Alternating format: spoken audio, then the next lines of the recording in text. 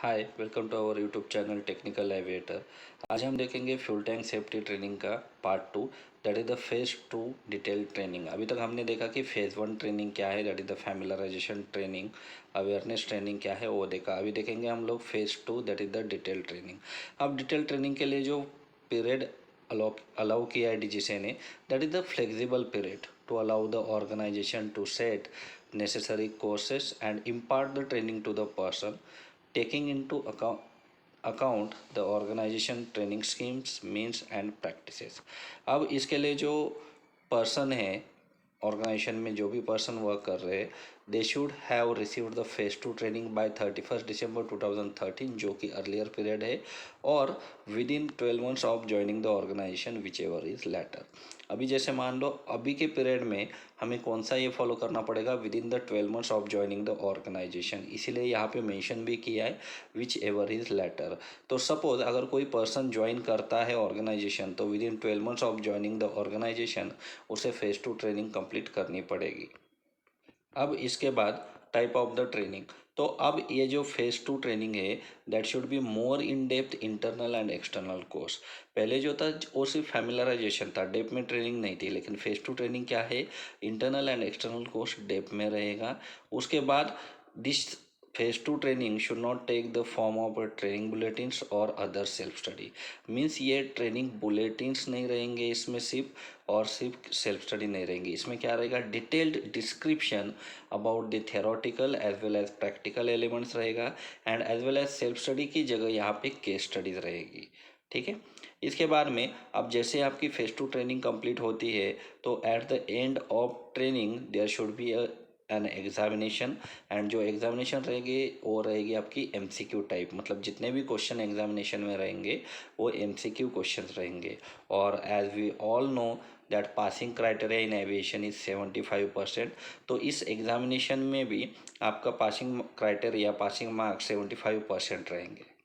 अब इस जो फेज 2 ट्रेनिंग है, इसके लेवल क्या है, लेवल है detailed course on the theoretical as well as practical elements of the subject. मतलब जो फ्यूल टैंक सेफ्टी ट्रेनिंग होगी, फेज 2 ट्रेनिंग होगी, वो डिटेल्ड होगी theoretically as well as the practically. तो अब ऑब्वियसली आप थेरोटिकली एंड प्रैक्टिकली ये डिटेल कोर्स प्रोवाइड करेंगे फेज 2 ट्रेनिंग में, तो आपके पास में क्या क्या फैसिलिटीज़ अवेलेबल होगी। पहले तो ये जो ट्रेनिंग आप प्रोवाइड करेंगे, ये दो टाइप की ट्रेनिंग प्रोवाइड करेंगे। फर्स्ट वन क्लासरूम ट्रेनिंग हो सकती है, and second one virtual, that is the computer based training भी हो सकती है, डिस्टेंस कोर्स भी हो सकता है। तो आप अगर आप ये ट्रेनिंग क्लासरूम ट्रेनिंग प्रोवाइड करते हैं या फिर फिजिकल ट्रेनिंग प्रोवाइड करते हैं, तो आपके पास में फैसिलिटीज़ क्या क्या होनी चाहिए। Facilities containing examples of components, system parts affected by fuel tank safety issues. Means आपके पास में फ्यूल सिस्टम कंपोनेंट्स अवेलेबल होने चाहिए, फ्यूल सिस्टम पार्ट्स अवेलेबल होने चाहिए जो कि FTS fuel tank safety issues से अफेक्टेड हो। ओके। उसके बाद में पिक्चर्स, प्रैक्टिकल एग्जांपल्स, ये भी रिकमेंडेड है, ये भी आप यूज़ कर सकते हैं।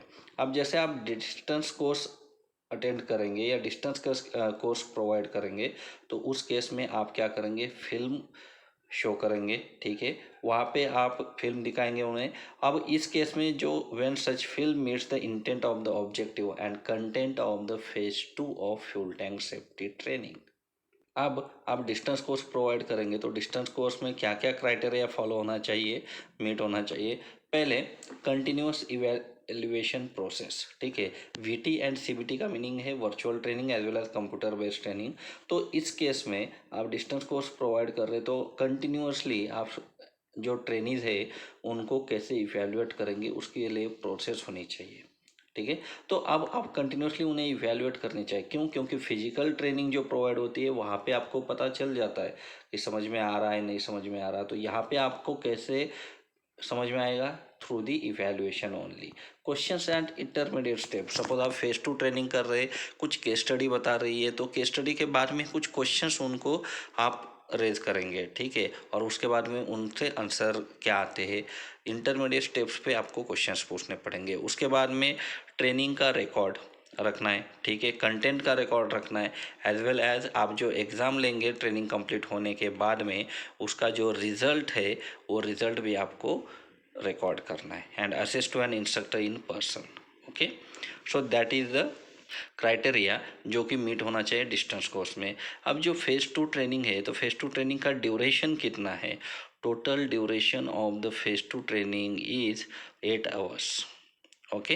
अब जब ये कोर्स अगर क्लासरूम में प्रोवाइड करते हैं, then the instructor should be very familiar with the data in objective and guidelines, that is the true.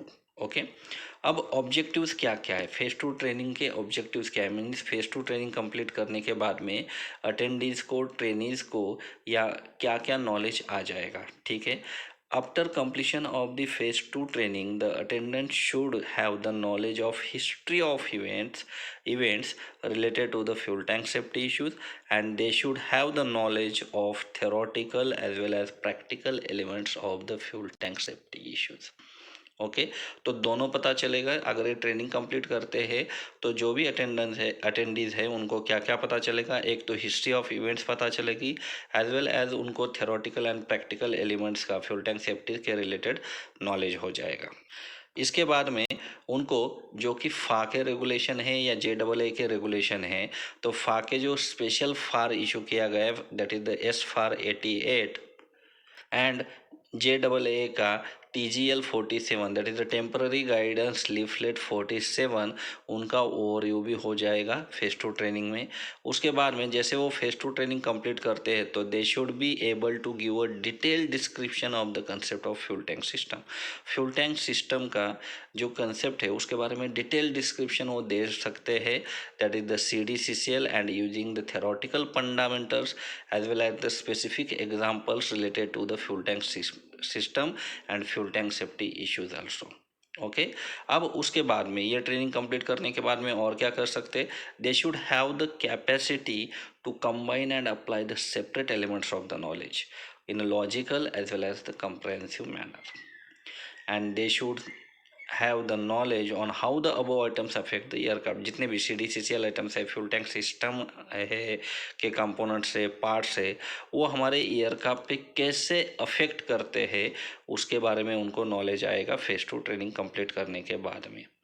उसके बाद में जैसे मैन्युफैक्चरर्स डॉक्यूमेंटेशन है, फॉर एग्जांपल पार्ट्स कैटलॉग है, ठीक है, या और कोई मेंटेनेंस मैनुअल है, या और कोई मैन्युफैक्चरर का डॉक्यूमेंटेशन है, उसमें से वो कंपोनेंट को, that is the fuel tank system के कंपोनेंट्स को और पार्ट्स को आइडेंटिफाई कर सकते हैं रिलेटेड टू और subject to the fuel tank safety और फ्यूल टैंक सिस्टम। ठीक, ये ट्रेनिंग कंप्लीट करने के बाद में, अब ये ट्रेनिंग कंप्लीट करने के बाद भी में they should be able to plan the action और apply a service bulletins and an airworthiness directive. ये ट्रेनिंग कंप्लीट करने के बाद में उस जो सर्विस बुलेटिन्स है, ठीक है, और जो एडीज है, ये दोनों को अप्लाई कर सकते हैं या एक्शन को प्लान कर सकते हैं। अब इसके बाद आता है कंटिन्यूएशन ट्रेनिंग। तो अब हर 2 साल के पीरियड में कंटिन्यूएशन ट्रेनिंग प्रोवाइड करनी है, और वो कर रहे कि नहीं कर रहे, ये ऑर्गेनाइजेशन हमेशा इंश्योर करेगी। अब फेज़ 2 ट्रेनिंग का सिलेबस हमेशा या ट्रेनिंग प्रोग्राम कहाँ पे रहेगा? Maintenance organisation exposition, that is the MOE, उसमें रहेगा। And MOE should also include the additional syllabus of the continuation training also, ठीक है। जो कंटिन्यूएशन ट्रेनिंग है उसका भी सिलेबस MOE में रहेगा।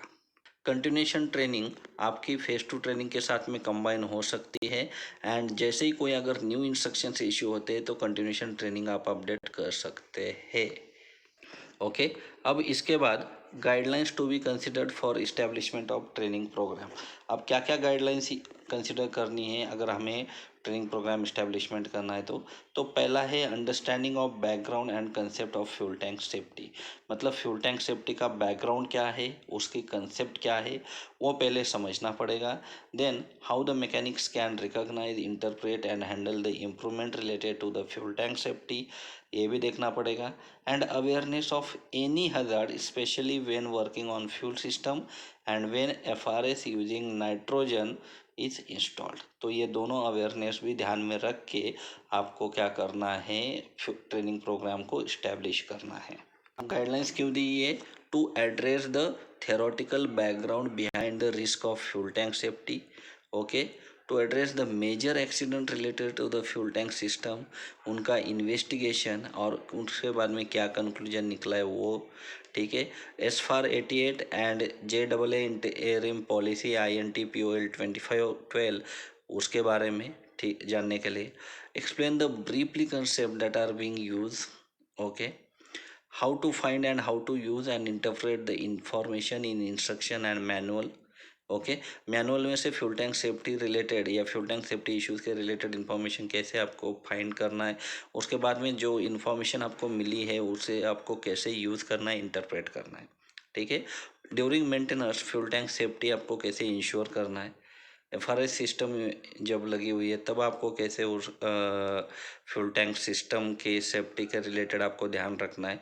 उसके बाद में maintenance action measures and inspection के क्या रिजल्ट है उसको आपको रिकॉर्ड कैसे करना है, इसीलिए ये गाइडलाइन दी हुई है।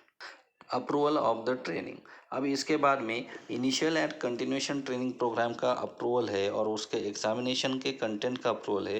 That can be achieved by change to the MOE, आपने MOE में चेंज कर दिया, MOE अप्रूव हो गया, मीन्स आपका initial continuation training program and examination का कंटेंट क्या हो गया, अप्रूव हो गया।